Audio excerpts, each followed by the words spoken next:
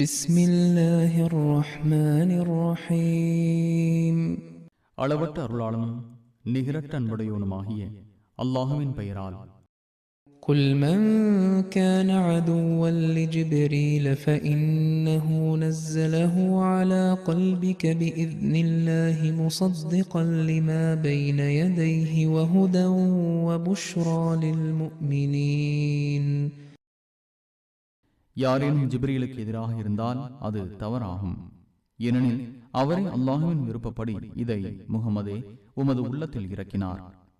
இது தனக்கு முன் சென்றவற்றை உண்மைப்படுத்தக்கூடியதாகவும் நம்பிக்கை கொண்டோருக்கு நேரு வழியாகவும் நற்செய்தியாகவும் உள்ளது என்று கூறுகிறார்கள்.